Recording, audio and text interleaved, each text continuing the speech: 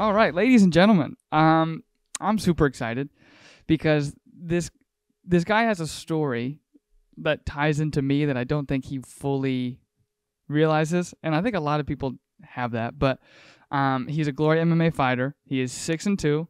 He is the number 5 ranked Kansas and Missouri welterweight, and he's the number 16 or 15th ranked just in the Midwest. A good friend of mine, someone I've seen around, a mentor, all around just an awesome dude. Tristram Christensen, thanks for being here, brother. No problem, dog. Appreciate it. And apologies if that name, I effed up that name. No, you're good. You're good. It's everyone kind of has their own twang to it. Did I do it? No, yeah, you're good. Tristram Christensen? Yeah. Okay, because I just Tristram Christensen. It's usually how it goes. Yeah, it's a long name too. Yeah. So. Yeah, and it's like they're both kind of merged together. Thanks for being here, brother. Yeah, no problem, dog. I appreciate this. This is awesome. You just show that liquid death. Cheers, buddy. Oh yeah, cheers. Boom. Thank you. But I wanted to get you in here. One, because you're just an all-around fucking athlete, animal. And at 170, you are very tall. Yes. Very big, and not necessarily you are an intimidating person because the height. Yeah. And I remember meeting you. I met you at Gladstone. Yeah. So I walked into Gladstone, and I remember I went like this. I'm just looking around, and then I go, "Oh." Yeah. and it wasn't like I'm like, "Oh, how's it going?" You go, "It's good, man." And you like reached down and like gave me knuckles. I'm like, "Okay, this is cool. It's a cool guy." And I remember when I walked into Gladstone, I met you and I met Sam, and then like Ty was there and a couple of those guys. And it wasn't, I had no mixed martial arts background. I had nothing. Yeah. I had nothing to offer you guys other than like, oh look, a new guy. Yeah. And you and Sam took time to like help break things down, how to. And in my mind, you two were killers even back then, and now it's just exponentially grown into the people that you guys are. I mean, we'll get into it after this story, but you have 2 belts over there sitting there. You're on a 5-fight win streak, and 3 of those are by just strikes, punches. And that's not a crazy thing to me because that was the thing I knew you for. Oh, yeah. You're so long. And I'm like, man, one day I hope to punch like this guy, you know? Yeah, no, everybody is always, after we're done sparring, they're like, bro, you're so long. I don't know what to do. You're like, get out of the way of the punches, I think is what you're supposed to do. Right. But I was rewatching that, the fight you had with, was it Abram Benjamin? Yeah. And that is like the true grit, that's what a fighter is. Like, because it was a 3-round fight, right? Yeah. And you finished him with like a minute left in the third. No, it's the second. Second round. Yeah. But in like, despite any adversity, whether it's like taking some shots or like, obviously you had a cut kind of up here. Yeah, I had a cut above my eyebrow, and then I had one underneath my left eye. And I mean, even just like moving around, it's getting in your eye, and it was like, it's true grit. Like nothing was going to stop you from walking home with this thing. Yeah. And it was like there's this difference in people like that where if you're across the cage from him, it's just a different – because he seemed like he was a game opponent, was ready for you. And it was like you guys were not afraid to exchange. You both knew what was at stake. Oh, yeah. That dude, he had all the credentials that you could want when you're trying to face someone trying to get better in the cage. Right. Because you don't want to go in there going against someone that you're obviously, you're going to beat and stuff like that. I mean, it's not good for you guys. Yeah. It's not going to make you a better fighter at the end of the day. So, but yeah, no, this dude, he wrestled at Oklahoma State, wrestled Oklahoma Central, I believe, afterwards. He was I don't know where he did Sambo at, but he did Sambo, and he finished first place in a couple of Sambo tournaments or something that too. I know he's beat a couple of Glory guys in jiu-jitsu tournaments. He's a purple belt. I'm a 1-stripe or 2-stripe white belt. So no way. Yeah, I'd never go to gi class, but yeah, no, he had all the credentials and stuff like that.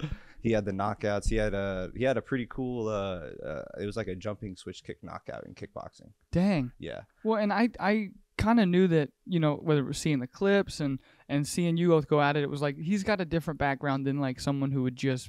They weren't feeding you someone easy. Yeah. No. And you came out of it, the guy who was on top, he, covered up, gave up. It was like, that's what strength and like pushing through adversity is about. Oh, yeah. And like, again, I knew that from you, and you have a cross tattoo, like a big one right here. Yep.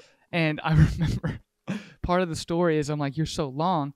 And then you came into Glory in Overland Park, and I was telling them, hey, that's Tristram. And I'm like, I know that guy. And they were like, oh, the same kind of thing. They're like, you know him? And I'm like, yeah, I used to like see that cross coming at me, and I had to try to do something about it or get hit by it. And I'm like, that's the only thing I could say. I'm like, he's so long. He's so long. That's all I could say. But I wanted to get you in here and talk about that fight because it was something that, like, it's an honor to know you because like that, whether they know it or not, that passes on to the people who watch it. You're like, man, and it can go one of two ways. I've kind of found it. It goes one way where it's like, oh, I want to be like him and I want to fight and I want to do this, but they're not willing to put that work. They're not willing to go that hard, you know? But, and at the same time, you can take that lesson and take it into studio time. You can take it to the gym. You can do the things where it can be passed on as kind of a lesson. And you probably at least you affected me because I'm like, oh, I can work fucking harder than anybody else. Well, yeah. And it goes along with your training partners that like I couldn't have done that without the guys I trained with. Like they push me like when we spar and stuff like that. Like in that fight, that's how hard we go. We don't exactly like kill each other like that. Like we're cutting each other and stuff, but we push each other to that point where we're like at the point where we're throwing like that and we're still trying to stay technical and stuff like that. And without them, I couldn't have done any of that. And that's just the beauty of like the pool of talent that we have there at Glory. Because you know, I other than when our time's not so booked up, I usually go there at Glory and kind of train a little. Yeah. And we've dialed that back, but that's the thing. It doesn't matter what that level is for you. That whatever your level is, your partners will match, and they always have this gauge of like, if you're up for a belt, there's a lot here. Yeah. We have to they're always push pushing. You. Yeah, they're always pushing. Right. And it's not like you said, you're not getting cut up, you're not getting leaving, I don't feel so good. Like it's none of that stuff. It's just about like that way you don't buckle under the pressure of the moment. Exactly. So you're like, oh, this is I was doing this last week. Yeah. This is nothing. This is what I do in the training room. It's a piece of cake there, so it should be a piece of cake. Passes through to life too. Yeah. So much because you could be like, oh, instead of going like I'm uncomfortable here, you're like, no, I'm good with being comfortable in uncomfortable. Right. And like when I first started training, I was not good with being uncomfortable. Like in jiu-jitsu, you get put in a tough position. You're like, shit, this sucks. I want to tap. I want to get out of here. Like I would tap. I'd give up and stuff like that. And the longer I was in there, the more it kind of like built up a durability inside me. And then alongside that, I landscape for like my working job during the day. So like that stuff, it's pretty intensive labor. So we're like building retaining walls and different things like that. So it's also like, we're doing that in the summer heat. It's like 100 degrees outside. Right. You're like today. Yeah. So yeah. You're not today, dude. But it just like it toughens up the durability and it makes you into a better person. And that just spreads on to MMA. And then that just adds on to that. And it just from there on, it just makes you way better than what you think you can be. And I want to word it in the correct manner. Excuse me. It's like, so one, you can take that anywhere you go, right? You just said you use it for landscaping, but then you can take it into obviously having a belt or wanting something more out of life. Yeah. But there's Mason had this great comparison when he was on here. So the belt's here because he left it. Yeah. He's like, I don't want it. And I was like, what are you talking? He goes, it kind of feels like poison. And I was like, poison? I'm like, you work hard for this. And then when I started talking, it became a healthy habit. So, or a healthy perspective, I should say. So he didn't want it because he didn't want to be comfortable. He doesn't want to look at that and go, oh yeah, I guess I did, did what you wanted to do. Yeah. That's not the end for him, So he's like, I don't even want it in my sight. And I'm like, okay. He goes, just hang it somewhere in the studio. So I'm going to go get that, like put in a shadow box and put on the wall probably. Hell yeah.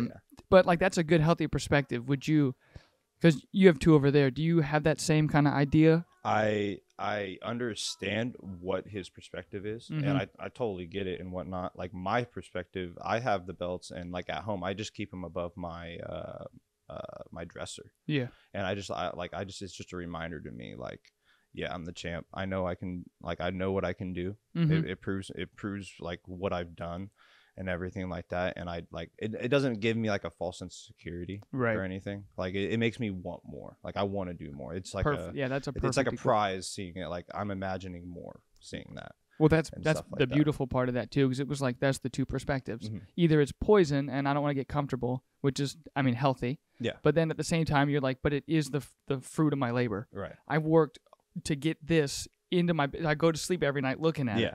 You know what I mean? And you're like, that means there's more beyond just that. And I've already achieved these ones, so what's stopping me from going for the next one or the next one after that, or what's my next goal? Right. And that perspective is great, at least in terms of, when I'm looking back on video content or looking back on this stuff, it's kind of like, who do I want to look at? And it's like the Matthew McConaughey thing comes back every time. I want to be me 10 years from now. That's my goal. I'm looking to who I'm pushing myself in the mirror. I'm looking at it and going, I want to be that. I want to be my future self. And you never are going to get there. And that's, some people call that unhealthy. I'm like, that's smart. To me, it's fucking smart. You're just going to force yourself to improve. Yeah, because, at the end of the day, it's like I mentioned it to Ollie when he was in there. He's like, I'm fighting me in there. Like, you're trying to push past something, a barrier. Do you have that same, like, when you're in there? Yeah. The same mentality? Yeah, in a way, like, I going into the fights, I'm like, I need to push past what I think I can do. Yes. And everything. But when I'm in there, it's not even necessarily I'm consciously thinking. It's just kind of more I'm existing in the moment and I'm reacting to what's coming to me. Right. And stuff like that. And I know, like, deep down in my heart and whatnot, that I'm better. Right. The training's there. Yeah, the training's there, all the muscle memory's there. Like, all I have to do go out and do is that, and it's just gonna happen. Yeah, it's the confidence to know that the partners you have, the coaches that are on your side, everyone that's in that corner with you, or even the family members in the audience. It's like I'm comfortable being uncomfortable. The weight isn't going to crush me, and this guy's not going to either. Yeah. And that mindset, you take it with you, and glory guys have that. Yes. Guys have that. Every single guy has it.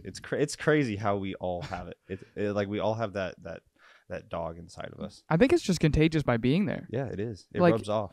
Other gyms, they're like, no. But this one, it's like, if I'm next to you for too long, it, like, comes over to me. It's like, not like a virus. And if it is, it's the healthiest virus I've ever heard. The best virus ever. The best virus. But it's like, you can't help but improve your game outside, in the gym and outside of it, by being around the guys that are doing it every day. And I think that's something people need to find on a daily basis, that they just don't.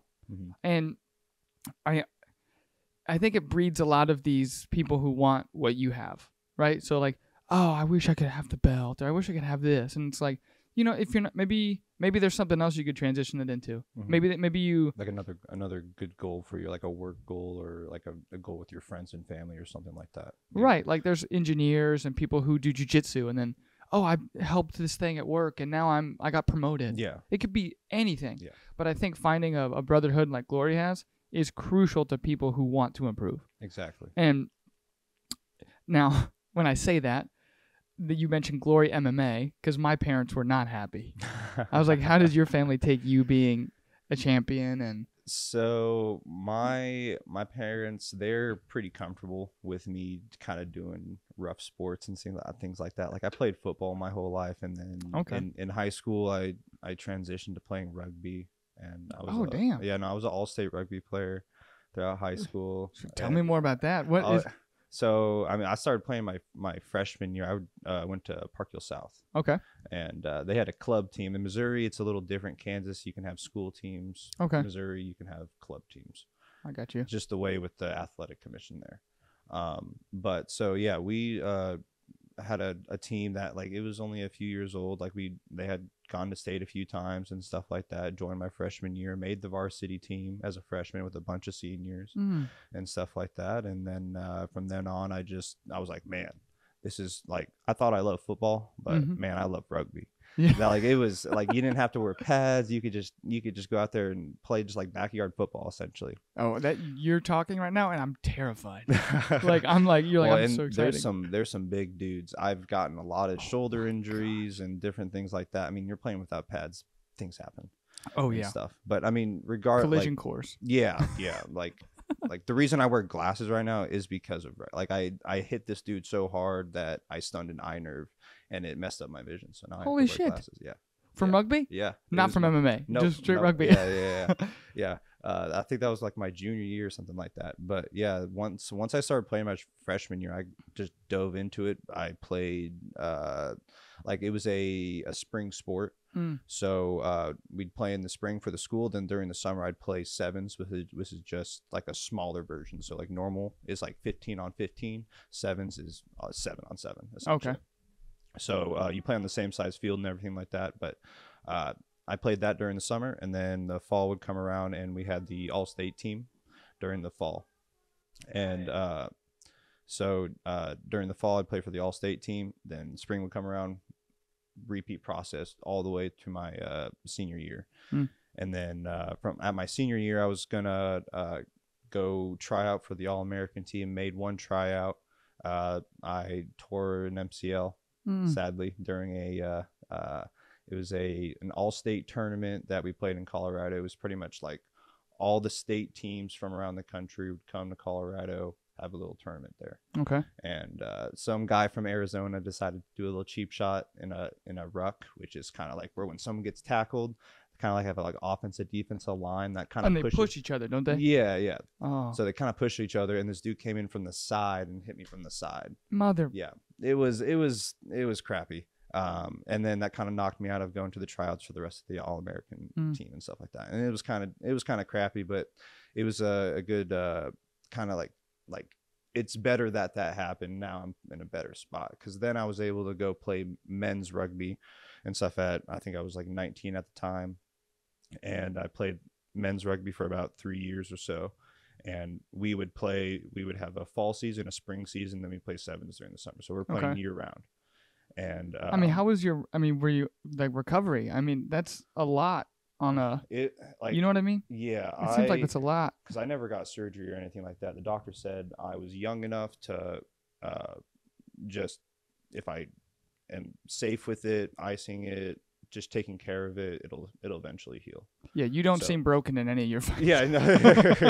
Yeah, no, I'm all good now. Yeah. But yeah, so that injury that really took me back a bit, and it was hard getting out of that hole, but once I found like I was able to play men's rugby and stuff like that, I was like, "Oh, yes, I can still play." And you did that until 22? 4 years? 19, 20, 21, 22? So I stopped playing when I was 20. So I guess I started, I guess when I was 18. It was when I was 18. When I started. Because I was 7, because my birthday's in June. So I graduated high school like when I was 17. I got it. So a little younger. You're the younger one? Yeah, yeah. That makes me feel great on my 26th birthday. Oh, I'm the young one. I'm 5'8.5". Well, so I'm 6'3", my brother's 5'9". So what happened there, dude? I don't know. My sister's tall though. She's like 5'8", and she's a freshman. It just switched. Yeah, it skipped him, but. I guess I could be him. He'd be like, "What the fuck, man?" He's like, "Look, all you guys," and he's like down here, just like, "This sucks." Yeah, but it gives him a good like thing to look up to, because I was always literally, yeah, literally, yeah. But I was like I was the oldest brother and things like that, so I was always in sports first. I always did sports first, and my brother would always look up to me in that way, and he would always follow my footsteps. Like we weren't very good. Like at sports and football, and when we were younger. Oh, okay. But like once we got a little older, like once like high school or like 8th grade or something like that, we kind of hit a spurt where we just gained like our athletic ability. Like we just randomly, everyone was like, "I'm athletic now." Yeah, I know, it was weird. I don't know if it was like the work we started to put in and stuff like that. Like because transitioning from 8th grade football to high school football, they put you like through like rigorous training during the summer. Oh, I got you. It most likely was that, and it was like a wake up to like, you know, you're going through puberty and stuff like that, and it's like a jump start. Let's go, genes. Let's kick these athletic genes up a notch. Yeah, exactly. So, but yeah, no, he's playing rugby now, and he kind of followed in my footsteps, and he plays Division I rugby for the Kansas City Blues. Oh, holy shit! Yeah. Like and he just turned 21 in September. Okay. So, yeah. And then he actually just started training at Glory too. No shit. Did you bring him in? You were like, hey, come on in. Yeah, it's his like off time. Like I said, there's a fall season and a spring season. Right. So it's his off season right now. So he's like in the coming in for MMA and stuff like that to get his wrestling better, so he can tackle better and stuff for rugby. Would you say that helped you in your, because like I said, these 5 wins, right? One's a submission, or two, are both submissions? 2 submissions. I know 3 of them were strikes. I have 2 submissions, but one was submission. Yeah. Right, and I'm like, okay, so you like to stand up. You really do. That is my goal. That is my goal, to stay standing. That's your goal? Yes. Well, also because when you were with Abram, you went down and you had a good, like, I don't know if it was knee to chest, or you had a good control of where you were wanting him to go when you were finishing it with the hammer fist. Yes, to back up just a little bit. So when I rocked him, I did a what do we call it? It's like a, not like a switch to, but you kind of you use your like a lead hook to switch your stance and then throw your 2 from it. Oh, okay. Yeah, lunge through this and then throw the 2. Yeah. Okay, got it. So I did that, landed the 2 real nice, and then he shot in on me, and then I was off balance. If I didn't react fast enough, he would have had the takedown and been on top. Right. Like the rest of that round probably. But so he shot in on me. I hit a sweep. Instantly hit the sweep. Yeah, I remember that. And then boom. Just got on top of him, controlled him. I was actually surprised how well I was able to control him, because I knew. Yeah, you did not look like a white belt at all. Like going into it, I was like, I don't want to mess with this guy on the ground, because I know he's a purple belt. I know he has a ton of college wrestling. Like, I don't want to mess with that. Right. Like, I know his skill set. I'm gonna try to stick to my skill set. I mean, you made it embarrassing now that because you gave me the stats, and I was like, that's not what I would have guessed. Like, no offense to him, he's a game opponent, but it didn't look like that because of how well you were doing.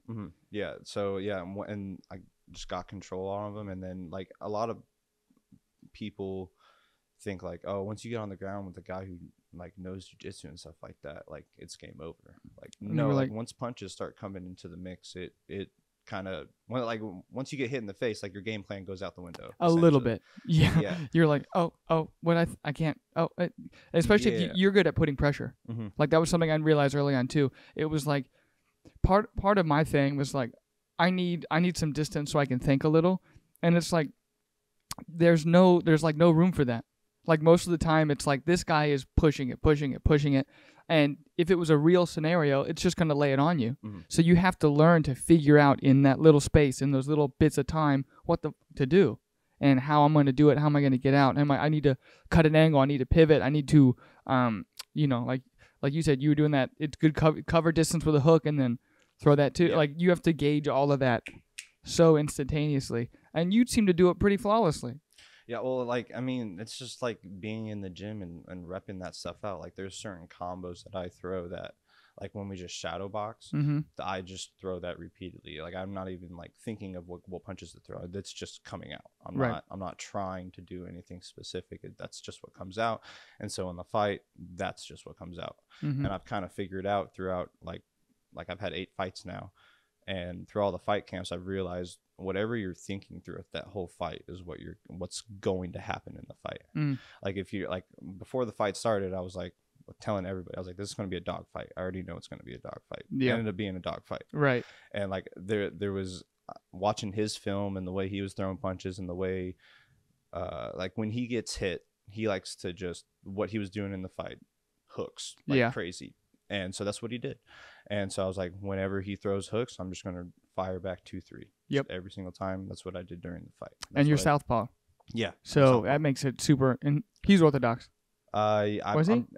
I think he switched. I mean, we both switched stances a little bit, but I think he's primarily an orthodox fighter. I really was watching the film. And I'm like, I can't tell. I think he's southpaw. When I was doing this, I'm like, I think Tristram's southpaw. Yeah, the other guy, I don't know him. Yeah, I'm like 80% of the time southpaw. If I'm like switching to my right hand, it's to throw a punch. Right.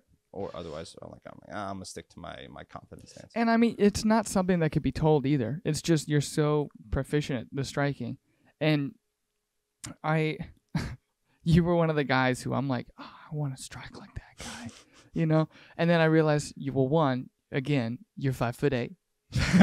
You're not going to cover that much distance. You're going to have to get in close and get scrappy, right? And it's like, I don't want to, but it's like you have to. That's what you have to do. Yeah. And it's like if you don't, then you're not going to get any better. And then so part of that little transitional period from going from, because Gladstone wasn't even close to me. It was like an hour plus drive just to get there. and then I had to work an hour the other direction. Oh, dang. And then so I was like, but I was like, I wanted it. Like I wanted to do something and improve something. And so it was just really nice to be able to, well, one, have you here and have Sam here, and then explain that like it doesn't matter which location I've been to. It's like there's still a brotherhood, it's still connection, it's still like something I'm taking with me every day, right? And I mean, I like to talk about adversity and how we all have shit that we face on a daily basis. Yeah. Is there anything that when you were going to start this MMA journey, because you have your MCL tear, right? Was there something big that got you to glory? Like that, oh, this happened other than the MCL? So, right, like, I want to say, like, I think, like, I was maybe a month or two into training at Glory, and I was working as a freight broker. And okay. I ended up getting fired from that job, and that kind of, like, set me down just a difficult mental path, because I was like, I've never been fired from a job before. Yeah, I remember I got fired for the first time. I'm like, I didn't do anything wrong. Yeah, like, I didn't necessarily feel like I did anything wrong and this and that, but it was just all a headache, and I was like, man, how am I gonna like bring in money and this and that and do stuff? And the search was bad, like looking for all that, and then also like, oh, I was trying to get into MMA and stuff, and then I gotta pay for the membership, gotta do all this and that.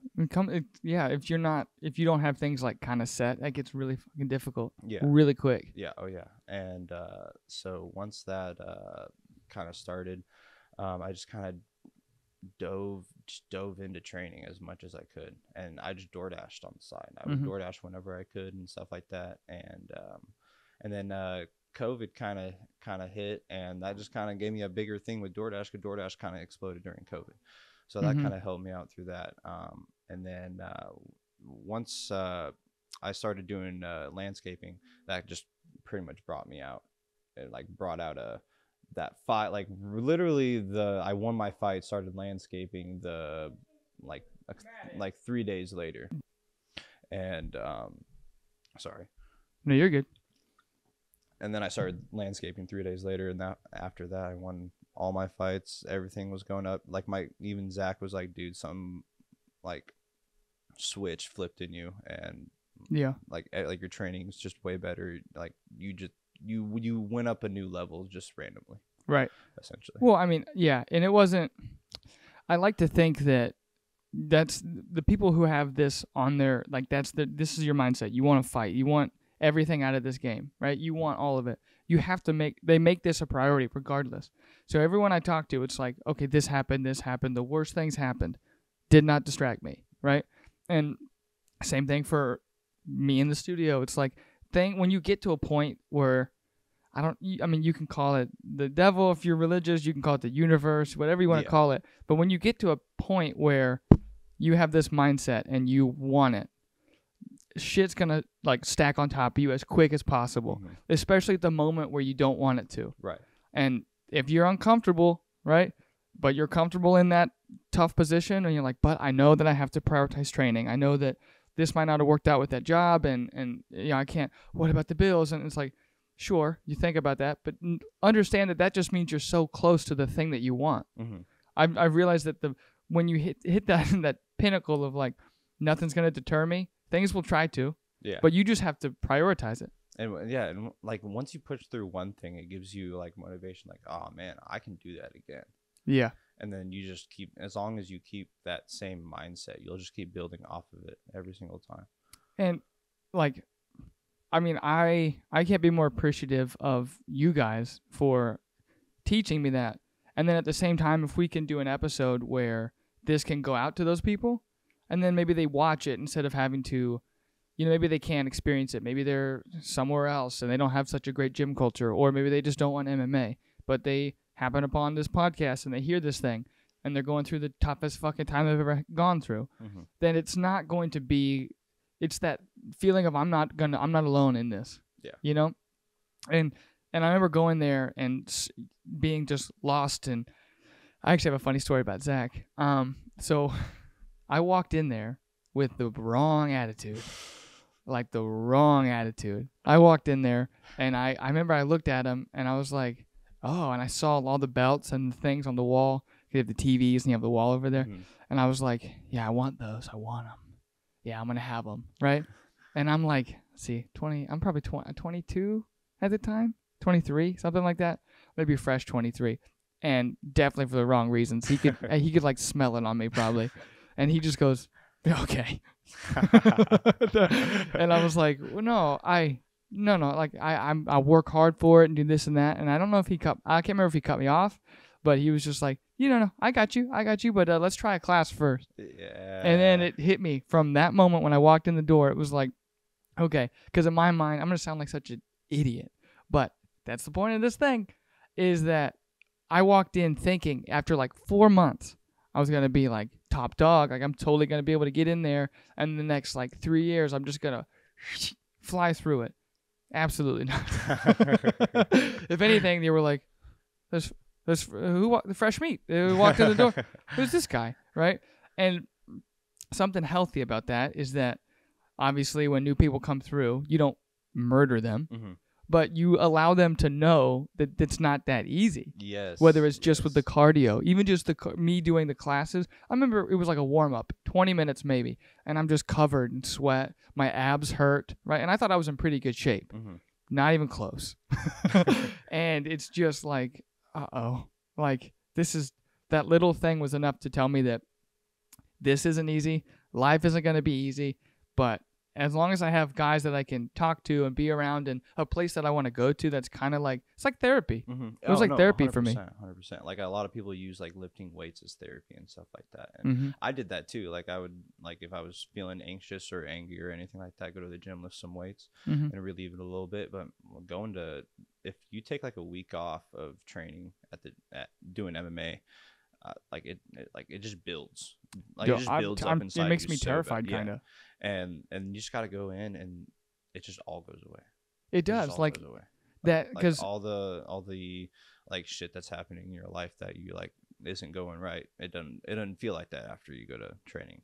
Even it feels like you can kill it. Yeah, you can conquer it. Exactly. And even like the times where you're like, man, I don't feel like training. I don't feel like going in, and then you go in, and afterwards you're like, man, I'm so glad I went in.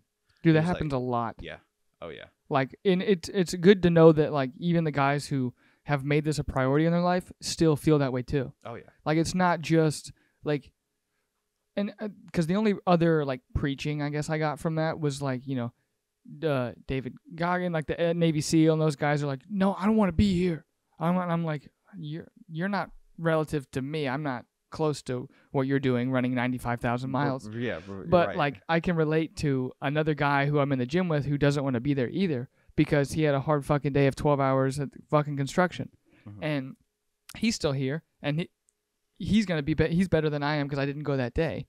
And it's not that you want to be better than someone. Yep. It's that I want to be better for myself that same day. So why would I cheat myself out of some work because I feel lazy today? Yeah, because I feel tired, or like David Goggins, it doesn't matter what your emotions are. You have to just do it. Right. You have to just do it. Like, I think it was before this past fight in that fight camp. It was just like, not a week before the fight, but like I think 2 weeks out. It was like halfway through the week, and it was like record high for like weather here in Casey. It was like 103 degrees or something. And we were working outside, and I was so sunburnt. Like the red on the walls and stuff. I was like that red. The red up here. Yeah, no, it was bad, dude. And I was like, oh, I gotta go to practice after this. So, and I was like, man, this is gonna suck.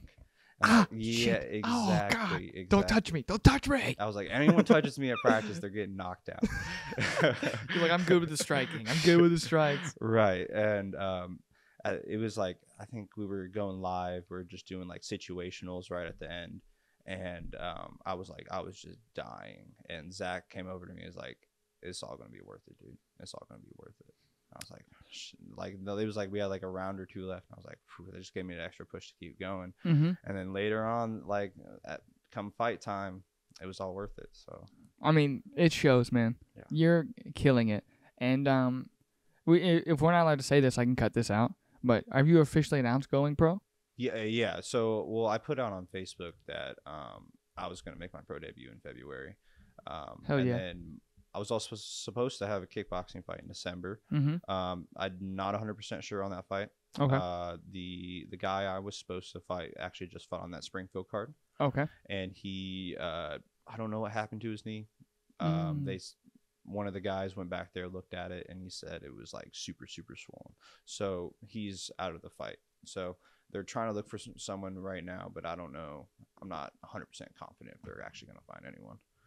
So, I mean, like I said, I just want to make sure because, like, I think no offense to the guys you fought, but I mean, I looked it up and I was like, this guy is running through him. Like, I think he's ready to make that jump. I really do believe that he's ready for that next level. And now that I get to talk to you and explain, like, what do the belts mean to you? What is the goal? And you're like, I want everything out of this game. I mean, are you looking? Is it just living in the moment type deal? Like, kind of going through? I mean, yes and no. Like, sometimes it's hard to even realize that I'm in the situation I'm in. Because it's just surreal. Like, a lot of people, because I've always had this dream of like, being a pro athlete. Or like when I was a kid, I was like, I want to like go to the NFL and this and that, or like go to the army, or like and then go into the NFL or something, like right. Just crazy stuff like that. I want to be. I mean, like an astronaut or whatever. You know what I mean? I would like to walk on Mars, please. I'd be the first one. Yeah, just having those crazy kid dreams and stuff, and it's like, man, I'm actually like I loved WWE as a kid. Loved WWE? Loved it. So like I was like, I want to be a WWE wrestler and stuff like that, and like I kind of am in a way. Yeah, you're better than them. They are actors. Yeah, you actually see. At the time, I was like, man, that's real, and then I started to figure out, no, that's not real at all. You're like, nope. You're like, this is not. You're like, this is fake. That looks like a foam chair. Yeah. But yes, and then now I'm just like, I'm actually kind of like living that reality. Right. And it's super surreal. But does it feel surreal? Like, you're like, I don't think you definitely don't have that mentality of like, I don't feel worthy to be here. But like, when you say surreal, is it like this is farther than you thought you would be, or like you just how'd you find Zach, I guess, and then get into? I was just because when I was a freight broker, my boss at the time had done a couple MMA fights before because he was an all-state wrestler and whatnot. And he just gave it a shot. Now, he didn't like do anything with Zach or anything. Oh, okay. But he had just done it. I think he was he's from Chicago. I think he did it in Illinois. Okay. Somewhere. But he had a few matches, and I was like, oh, it looks pretty cool. And I was kind of like getting tired of rugby in a way. Like, I felt like I had learned like what I could from rugby, and I wasn't necessarily going anywhere with it. Right. And because at the time they didn't have pro rugby in the US. They do now. Oh, they do now. Yeah, they do now, but back then they didn't. I mean, you're tougher than a lot of people, and me specifically, because if I did any serious injury like that, I'd be like, I'm out of here. Fuck this sport. I'm not going back. There's no way. There's no way. Even if I was to go pro, And so there's a different. Anyway, I'd be like, you're like, oh, there was no pro, so I didn't want to. I'm like, I'm out. I'm out. Like, I'm a 120-pound freshman, and then maybe 140 when I left. And I think maybe with some like holiday weight after Thanksgiving, I'll be like 148. Like They still had some pretty smaller dudes playing rugby. Man, I've seen some small guys in rugby light up some big guys. Yeah, but I've also seen small guys who fight 145, like Volkanovski, who was also 210. Yeah. It's almost like because it's actually really nice to look up to him. As like being like, oh, he played rugby and stuff like that. He has that same determination I do. And it's a different mind. And the level he's at, he already has a belt. I think he's fighting Islam soon, or like they're trying to. I think they made that announcement. Yeah. Yeah, I think they made that announcement. So it's like, if he can play rugby and play it at a high level and do that and go into MMA and stuff like that, it gives me good motivation for myself to. That's a possibility for me as well. Right. Well, and. Like I said, I really think that a part of cultivating, because I want to bring Zach up, because I'm not trying to make him. He's the best dude ever. Oh, he's amazing. Dude, Zach is great. But if you're in there for the wrong thing, you'll know pretty quick. Yeah, you'll know fast. I think he told. I think he told. He will. I think he told me, because I was like, I kept reminding him what my name was. And I think he was like, I don't know, or something, because he's like, if once you're here for 2 months consistently, I think I'll know. And then after you have to prove it to him. You have to really prove it to him. Well, because I mean, he probably went through the ringer himself too. He sounds like a guy who was because he had some kind of rehab, didn't he? Like he hurt his knee. Yeah. And then, Well, he recently, what was it?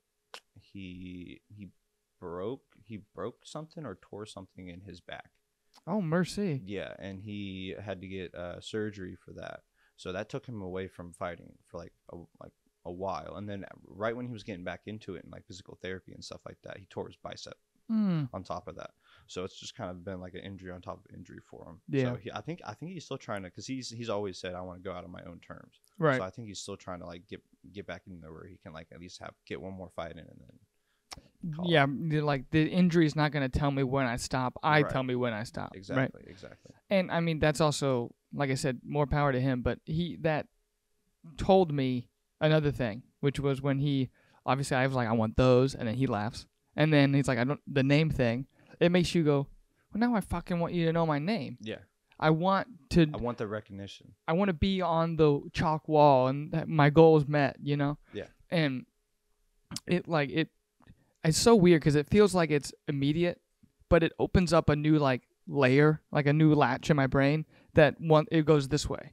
And it's like I don't want it necessarily for the glory. I don't want it for literally. I don't want it for the shallow stuff. I want it for the deeper meaning of why I'm even here in the first place. Yeah. But I can't question that unless I have someone making me think about it. Mm-hmm. So by doing that, it pushed me to like, it's deeper. It's not superficial. Yeah, which you really want. Right, and I don't know if that's.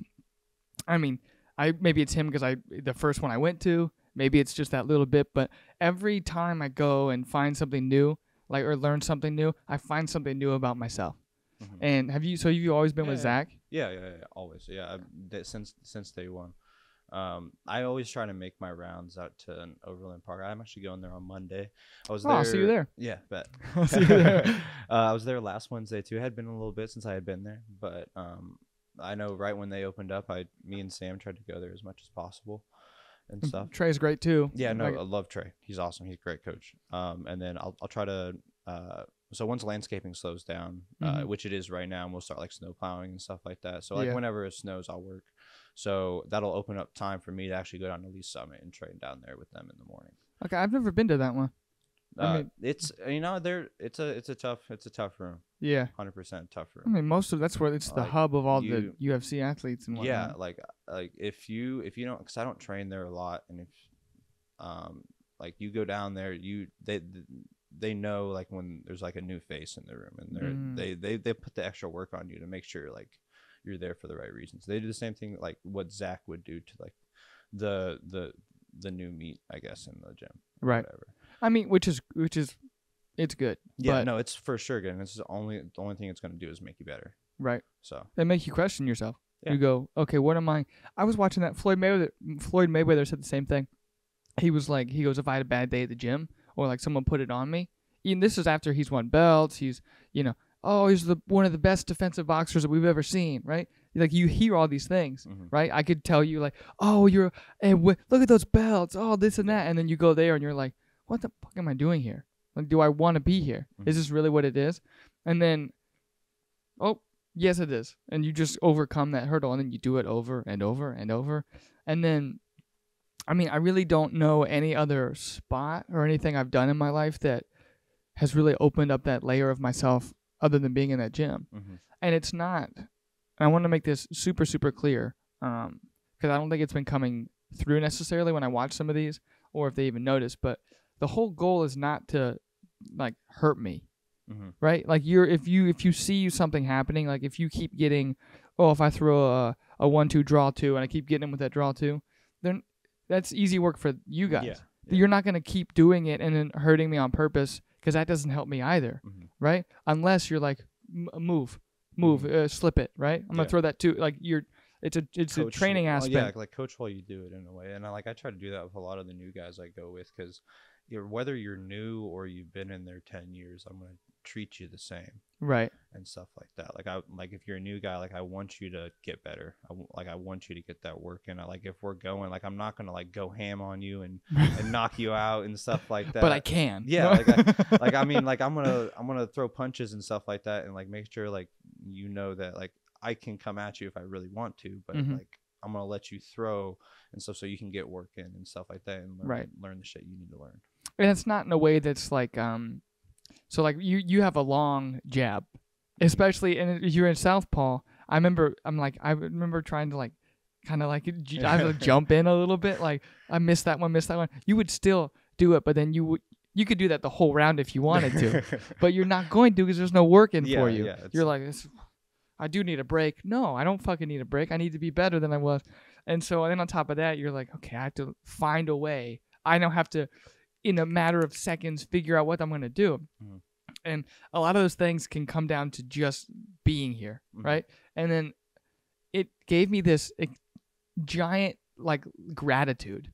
Like, I don't know how to explain this, but being there and being put in those positions made me gracious to be in a spot where I can be here and be in that position. So, and that transitions to that guy over there screaming over at that game, because he wants to see how this is made. Yeah. He's seeing fruits of labor that are produced. He's seeing he got to meet Mason and Luna and you and all these people that come by, and he's like, "Are they coming back?" I go, "I hope so." You know, and it's just like, but we're here. We'll be here till like 9 o'clock or so. I'll be finishing this up, and he's seeing fruits of labor pay off. So it not only does that get to affect me, but it also helps me teach him, which is something that, you know, unless you're uncomfortable, like, I don't know how your parents are, but my parents kind of have the same routine, the same thing. Or did they want you to do the same thing? Like, oh, he's just going to be he's the tallest, so he's going to be the one going out there. Or did they want you to have a job and want you to do the college? And They had an idea, like they wanted me to. I think they all do. Yeah. They wanted me to follow what I wanted to do, but they wanted me to go to college and do that stuff. I went to college for like half a semester, and I was like, this ain't it. This isn't it. Like What made you not want to do the? It was community college. It was at Maple Woods. Okay. And I was just going through it, and I didn't really know what I wanted to do. Right. And now I know what I want to do, and I want to do this. And back then I was like, I just didn't know what I want to do, and I feel like I'm just wasting a bunch of money.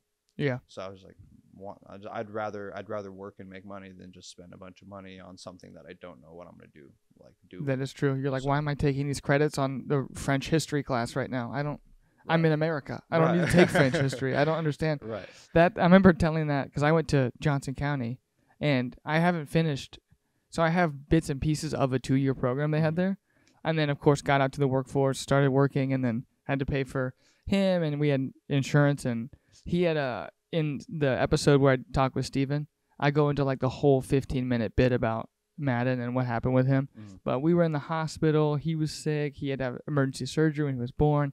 A ton of crazy stuff. So he's like, I love him to death.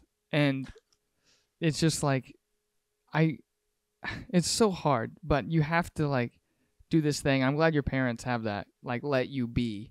They have to like, he's not being a lawyer, right? I'm a very I was very a very rebellious child, I guess. So like I never really like, even if like when I was 16, like I was pretty much treated like I was 18, 19 years old. You're like, I'm tall enough. Yeah, I'm tall enough. I'm big enough. You're not gonna tell me what to do, kind of thing. Yeah, you want to grapple? Yeah. Yeah. It's fair game. I don't prefer to. I'd strike with you. But I wanted to say that too. You and Sam both have this ability to, in the moment when I ask, like if I ask a question, you guys are like, no, it's fine. Like do it something like this. And even if it's just a quick little tip, it changes it. And so when I was watching some of your fights, you do have very good control on the ground. So I wouldn't say lose any confidence in that. I'm just saying striking's on point. You know? But like a lot of these ideas don't flow naturally. They have to show up through this adjustment period of adversity. Mm-hmm. And so there'll be this point where, oh, I don't know if I can, or all these kind of same ideas where you don't think so. And if you have people like mom and dad, brother, sister, who are doing something else and they're above you or doing something better than you, you're like, I'm nothing. Mm-hmm. I'm nobody. Not good enough. But a lot of that was taken away from me when I went to the gym. The self-talk was completely different. Yeah. And did you have any negative, when you were doing this, did you have like moments where, like Gomi had a moment where he was in the gym and broke down on the mat, just collapsed, broke down, was like, I can't fucking do this.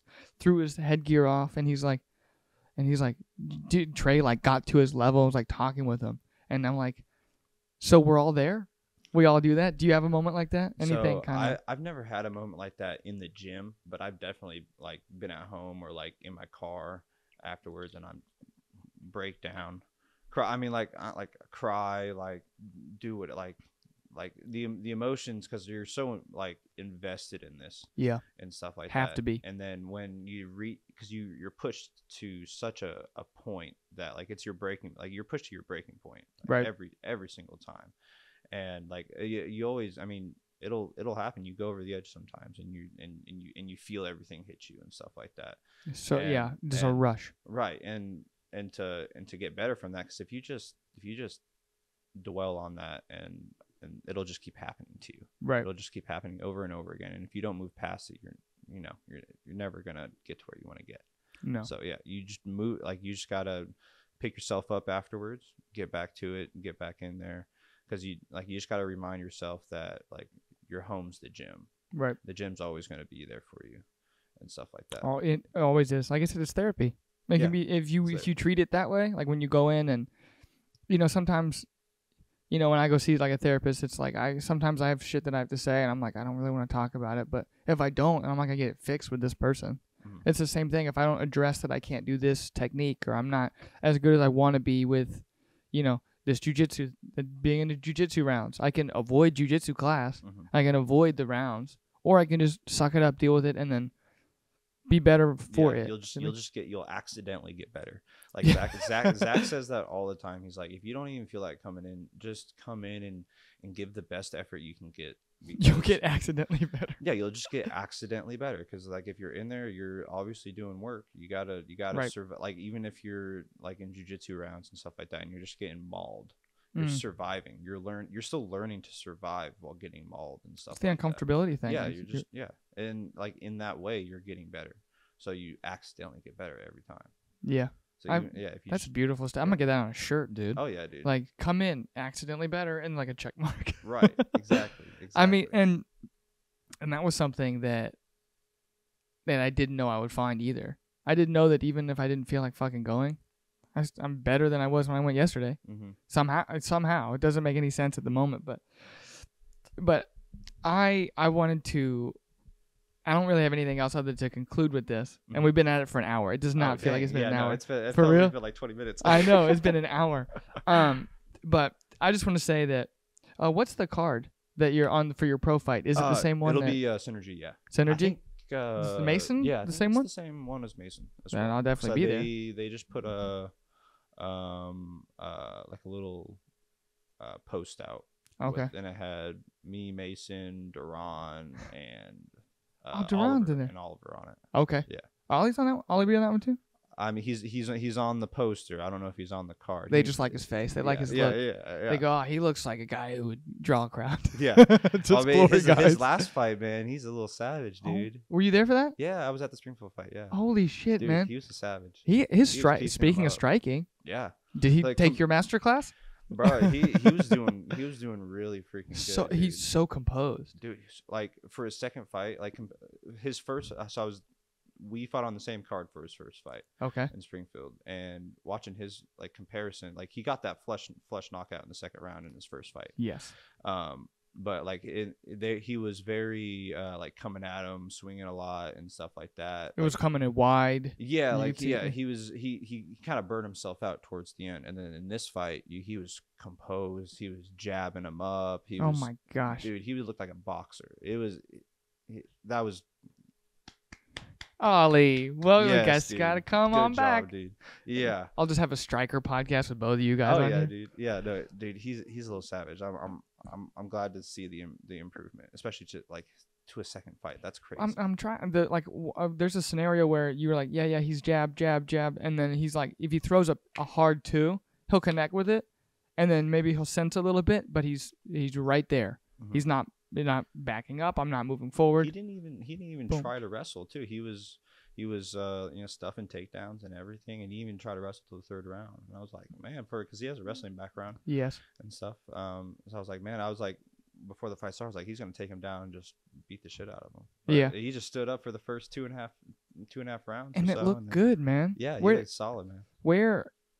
I guess I have one last question. Where did you think you would develop your striking? Did you just so you have, because it doesn't, because it's not just like you were talking about Ollie. That's how I feel about you when I watch you strike. It's like there may be like, oh, I'm sent shark to water, I sense blood, but it's also like I don't attack every single time that there's that option. Mm-hmm. It's like you are in control of where you put the punches, where the power goes. When you walked into Glory, did you have a natural inclination towards? Not at all, man. Zach taught me how to throw punches. I didn't know how to throw a proper punch. I didn't even know you were supposed to turn over your hand when you threw a punch. You were just, yeah, you were like just kind of like straight up, like kind of like that. That's what I thought. And like, cause he. You tricked me with that, by the way. You do that so well. You turn it over and it like goes right. Oh, yeah, damn. I do a lot of looping stuff. Everyone's always like, oh, "Stop throwing that little uppercut to a loop." It's crap. It's so annoying. Oh God. But yeah, no. The striking, it like I never really knew much about it, but I enjoyed it a lot more than I did like grappling and stuff like that. Right. So I kind of dumped more of my time into it, like just like watching YouTube videos. Like I'll spend like an hour a day just watching like cool boxing videos because I love boxing. And so you already had an inclination, like, oh, I like to see, like I like when I was watching like Canelo's head movement videos, yes, like and like Floyd's defense. I'm like, oh, that must piss that guy off so much. Because like when you spar with me, I kind of like shell up like Floyd, and I move my head around a lot like Canelo.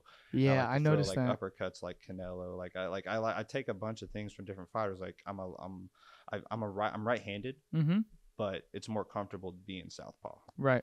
And so like when I'm like looking up to people like Connor, like he has the perfect left hand. Oh, so yeah. like when I throw my left hand, I try to make it like it's like Connor, like yeah. Ask Aldo. Yeah, right. Boom, drop. Didn't even see it.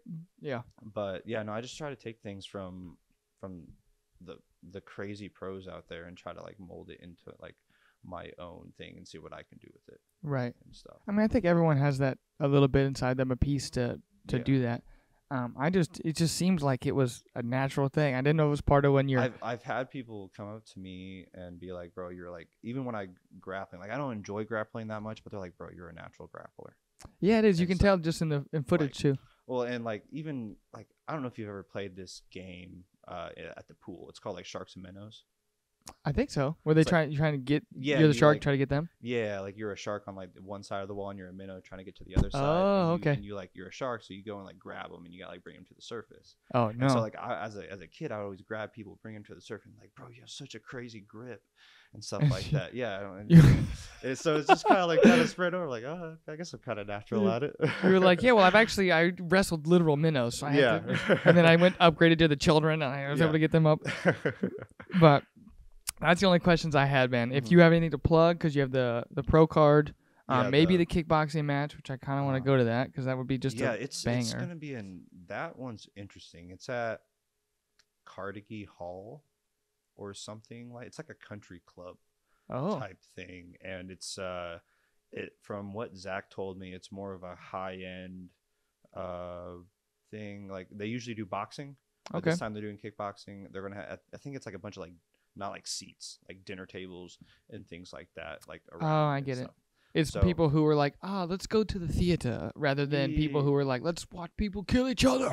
FAC. Yeah, well, I'm fairly certain there's going to be those kind of people there too, but they're just going to be in suits. Yeah, exactly.